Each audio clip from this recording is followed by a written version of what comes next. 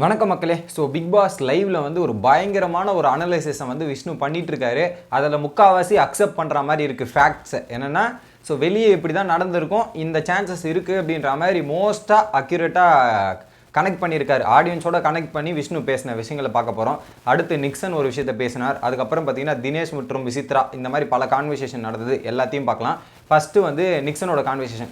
Nixon வந்து என்ன சொல்கிறாருன்னா, இதுக்கப்புறம் நான் ஒரு 80 நாள் வரையும் இந்த வீட்டுக்குள்ளே இருப்பேன், அந்தளவுக்கு ஒரு கேப்பபிலிட்டி இருக்குது, அந்தளவுக்கு நான் எதுவும் பெருசாக பண்ணலன்னு நினைக்கிறேன். ஸோ வீட்டுக்குள்ளே நான் 80 நாள் இருக்கிற அளவுக்கு கேப்பபிலிட்டி இருக்குது. ஒருவேளை நான் நாளைக்கு கூட ஹெல்மெட் ஆனால் எனக்கு பிரச்சனை இல்லை. நான் கமல் சார் பர்த்டே வரையும் இருந்திருக்கேன், அதுக்கப்புறம் என் பர்த்டே அடுத்த வாரம் வரப்போகுது, என் பர்த்டே வரையும் இருந்து செலிப்ரேட் பண்ணிட்டு போனேன்னா எனக்கு ஒரு மிகப்பெரிய பேர் கிடைக்க போகுது. வெளியே போனால் எனக்கு நேம் தான் முக்கியம். பல பேருக்கு நிக்சன்ன்றது யாருமே தெரியாமல் இருந்தது, இப்போ அந்த நேம் எனக்கு வெளியே தெரிஞ்சிருக்கும். பிக் பாஸ் நிக்சன்னு இருக்கும், அதுக்கப்புறம் நிக்சன்னு தெரிஞ்சால் போதும், அதுவே எனக்கு பெரிய சந்தோஷம் அப்படின்ற மாதிரி நிக்சன் ஒரு விஷயத்தை பேசிட்டு இருந்தார் கூல் சுரேஷ் கிட்ட. இது ஒரு பாகம். ரெண்டாவது வந்து என்னன்னா, தினேஷும் விசித்ராவும் பேசும்போது அடுத்த வாரம் என்ன டார்கெட் பண்ணுறதுக்கான வாய்ப்பு இருக்குது. இப்போ எல்லாருமே இவரை ஏற்றி விட்டுருப்பாங்க. விஷ்ணு வந்து அந்த ஸ்டார் இருக்குது, அது மட்டும் இல்லாமல் இந்த சண்டை நடந்திருக்கு. ஒரு வேளை விஷ்ணுவை வச்சு என்ன சீன்றதுக்கான வாய்ப்பு இருக்குது, என்னை அட்டாக் பண்ணுறதுக்கான வாய்ப்பு இருக்கும். ஸோ அடுத்த வாரம் என்ன டார்கெட் பண்ணுவாங்கன்னு நினைக்கிற மாதிரி தினேஷ் ஒரு பக்கம் ப்ரிடிக்ட் பண்ணுறாரு. கண்டிப்பாக விஷ்ணுக்கும் என் மேலே செம்ம கடுப்பு இருப்பார், அவரும் வந்து சண்டை போடுவார், அதுக்கான பிளானிங் பின்னாடி நடந்துட்டு இருக்கும் அப்படின்ற மாதிரி விசித்ரா கிட்ட சொல்கிறாரு. விசித்ரா சொல்கிறாங்க, என்னங்க நீங்கள் எப்போ பார்த்தாலும் உங்களே டார்கெட் பண்ணுறது தான் உங்களுக்கு வேலையா, வேறு யாருமே டார்கெட் பண்ண மாட்டாங்களா, வைல்ட் கார்டை மட்டும் தான் டார்கெட் பண்ணுவாங்களா, ஸோ இருக்கிற பழைய கண்டஸ்டன்ஸ் டார்கெட் பண்ண மாட்டாங்களா அப்படின்ற மாதிரி கேட்குறாங்க.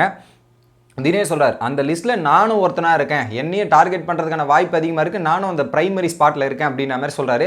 கண்டிப்பாக மாயா டிஸ்கஸ் பண்ணும்போது 3 பேர் இருக்கீங்க, தினேஷ், அர்ச்சனா மற்றும் விசித்ரா தான் மெயின் ஸ்பாட்டில் இருக்கீங்க. அது மாறலை, என்ன தான் ஃப்ரெண்ட்ஷிப் இதெல்லாம் வந்து அவங்க கனெக்டாக ட்ரை பண்ணாலும் அந்த முறிவுன்றது முறிவிலே தான் இருக்குது அப்படின்றது ஒரு விஷயம். மூணாவதா விஷ்ணு தாங்க தரமான ஒரு அனலைசிஸ் பண்ணுறாரு. கூட அவரையும் சேர்த்து அவர் கேமையும் அனலைசிஸ் பண்ணால் நல்லாயிருக்கும் அப்படின்றது தான் என்னோட கருத்து. முதல்ல என்ன சொல்கிறாருன்னா, ஸோ இந்த வாரம் யார் ஹெல்மெட் ஆக போகிறா அப்படின்ற டிஸ்கஷன். பூர்ணிமா வந்ததே எதுக்கு விஷ்ணு கூட வந்திருக்காங்கன்னா, நம்ம அடுத்த வாரம் நாமினேஷனில் போகக்கூடாது, விஷ்ணு என்னை நாமினேட் பண்ணக்கூடாதுன்றதுக்கு ஐஸ் வைக்கிறதுக்கு தான் பூர்ணிமா வந்து இங்கே ஒரு பிராக்கெட்டை போகிறாங்க, இதெல்லாம் பண்ணுறாங்க. பட் அப்போ வந்து விஷ்ணு சொல்லிடுறார், பூர்ணிமா உன்னோட கேமே நீயே ஒரு டேஞ்சர் லிஸ்ட்டில் தான் இருக்க, பார்த்து விளையாடிக்கோ, நீ நெகட்டிவ் சைடே காமிச்சிட்டு இருந்தேன், அது நல்லா இருக்காது, உன்னோட பாசிட்டிவ் சைடும் வெளியே காமிச்சேன்னா தான் மக்களுக்கு பிடிக்கும், இல்லைனா நீயும் டேஞ்சரில் தான் இருக்க, அது என்ன நடக்கும்னு எனக்கு தெரியாதுன்ற மாதிரி மூஞ்சுக்கு நேராகவே சொல்லிவிட்டார், நீ டேஞ்சரில் தான் இருக்க, பார்த்துக்கோ அப்படின்ற மாதிரி சொல்லிட்டார். ரெண்டாவது பார்த்தீங்கன்னா, இந்த வாரம் வந்து அக்ஷயா இல்லை விக்ரம் தான் எலிமினேட் ஆகிறதுக்கான அதிகபட்சமான வாய்ப்பு இருக்குது. ஸோ பிராவோவோ வந்திருக்காரு, ஏதோ ட்ரை பண்ணிவிட்டு முயற்சி எடுக்கிறார். ஆனால் 8 வாரம் வாய்ப்பு கொடுத்து 7 வாரம் வாய்ப்பு கொடுத்து அக்ஷயாவும் விக்ரமும் ஒன்றுமே தெரியல. ஸோ அவங்க இந்த ஷோக்கு லாக்கி இல்லை, வெளியே போனால் தான் கரெக்ட் அப்படின்ற மாதிரி சொல்லிடுறாங்க.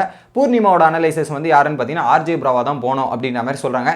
இதெல்லாம் சேம் கேட்டகிரி தான், மிச்சர் கேட்டகிரியில் இருக்கவங்க எல்லாரும் போய் தான் ஆகணும். ஸோ அந்த கேட்டகிரியில் யார் போனாலும் சந்தோஷம். பட் அதிகபட்சமான வாய்ப்பு விக்ரமுக்கு தான் இருக்குது அப்படின்ற மாதிரி தெரியுது. டைட்டில் வின்னருக்கு வந்த சோதனை இது ஒரு பக்கம். அடுத்து ஜோவிகாவை பற்றி என்ன நினைக்கிறீங்கன்னு. ஜோவிகா வந்து ஃபஸ்ட்டு ஸ்டார்டிங்லாம் ஒரு இண்டிவிஜுவல் கேமாக விளையாடிட்டு இருந்தா, இதுவாக இருந்தா. பட் இப்போ அவகிட்ட இண்டிவிஜுவல் கேமே கிடையாது.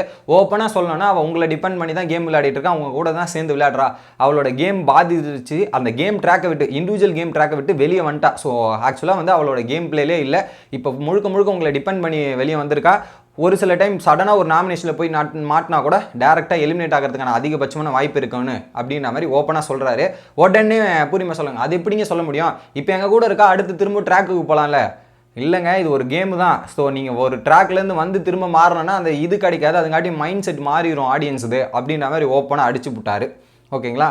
ஸோ அடுத்தது, ஸோ ஆர்ஜே ப்ரோவா எத்தனை நாள் ட்ராவல் பண்ணுவார் அப்படின்னு கேட்கும்போது, அவர் இன்னும் ஒரு 10 வீக் வரையும் ட்ராவல் பண்ணுவார். அவன் முயற்சி இதெல்லாம் எடுத்துகிட்டு இருக்கான். பட் அவன் 10 வீக் வரையும் கம்பல்சரி ஆர்ஜே ப்ரோவா வீட்டுக்குள்ளே இருப்பான். அதுக்கேற்ற மாதிரி நாமினேஷன் லிஸ்ட் அமைஞ்சால் மட்டுமே ஆர்ஜே ப்ரோவா இருப்பான் அப்படின்ற மாதிரி இது ஒரு டாப்பிக்கும். டேரெக்டாக அடுத்தது பார்த்தீங்கன்னா விசித்ரா பக்கம். விசித்ரா பற்றி என்ன நினைக்கிறீங்க, எலிமினேஷன் எப்போ? விசித்ரா கம்பல்சரி ஸ்ட்ராங் பிளேயர் ஆகிட்டாங்க. 10th வீக் தான் அவங்க கம்பல்சரி போவாங்க. அது வரையும் எந்த அட்டாக்கும் இல்லாமல் இந்த ட்ராவல் பண்ணாங்கன்னா கம்பல்சரி அவங்க 10th வீக்குக்கு மேலே ரொம்ப டாஸ்க்லாம் ரொம்ப டஃப்பாக இருக்கும், அதை ஃபேஸ் பண்ணுற எனர்ஜி இந்த மாதிரி இஷ்யூலாம் அவங்க ரொம்ப கம்மியாக இருப்பாங்க. கண்டிப்பாக 10th வீக்கில் விசித்ரா எலிமினேட் அப்படின்ற மாதிரி. அடுத்தது அர்ச்சனா.